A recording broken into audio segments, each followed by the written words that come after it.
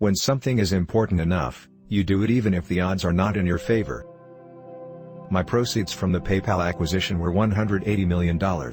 I put $100 million in SpaceX, $70 million in Tesla, and $10 million in SolarCity. I had to borrow money for rent. You should take the approach that you're wrong. Your goal is to be less wrong. You get paid in direct proportion to the difficulty of problems you solve. I think it's very important to have a feedback loop, where you're constantly thinking about what you've done and how you could be doing it better. I think it's important to reason from first principles rather than by analogy. The normal way we conduct our lives is we reason by analogy. We are doing this because it's like something else that was done, or it is like what other people are doing.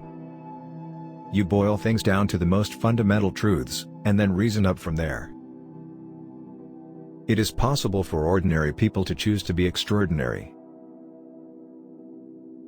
I think it would be great to be born on Earth and die on Mars. Just hopefully not at the point of impact. Constantly seek criticism. A well-thought-out critique of whatever you're doing is as valuable as gold. No, I don't ever give up. I'd have to be dead or completely incapacitated. I'm not trying to be anyone's savior. I'm just trying to think about the future and not be sad.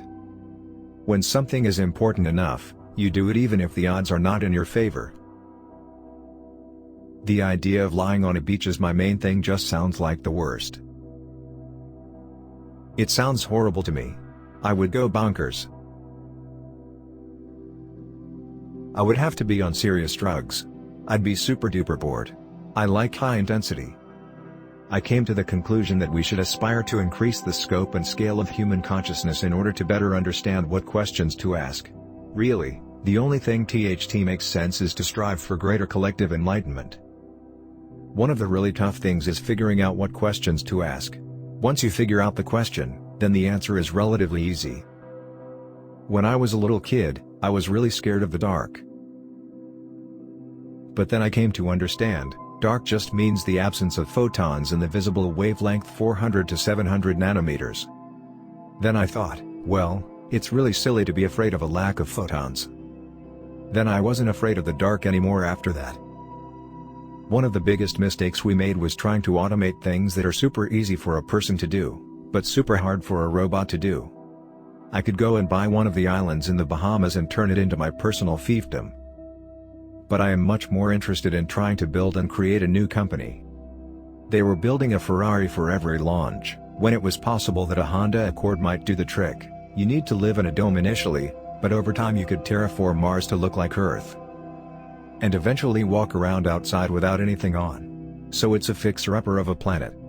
Every person in your company is a vector. Your progress is determined by the sum of all vectors. I really like computer games, but then if I made really great computer games, how much effect would that have on the world? Life needs to be more than just solving problems every day. You need to wake up and be excited about the future. Science is discovering the essential truths about what exists in the universe, engineering is about creating things that never existed.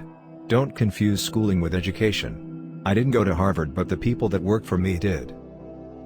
When I was a child, there's one thing I said: I never want to be alone. That's what I would say. Working hard to make useful products and services for your fellow humans is deeply morally good. I think that's the single best piece of advice. Constantly think about how you could be doing things better and questioning yourself. If you're trying to create a company, it's like baking a cake. You have to have all the ingredients in the right proportion. Stop being patient and start asking yourself, how do I accomplish my 10-year plan in 6 months? You will probably fail, but you will be a lot further ahead of the person who simply accepted it was going to take 10 years.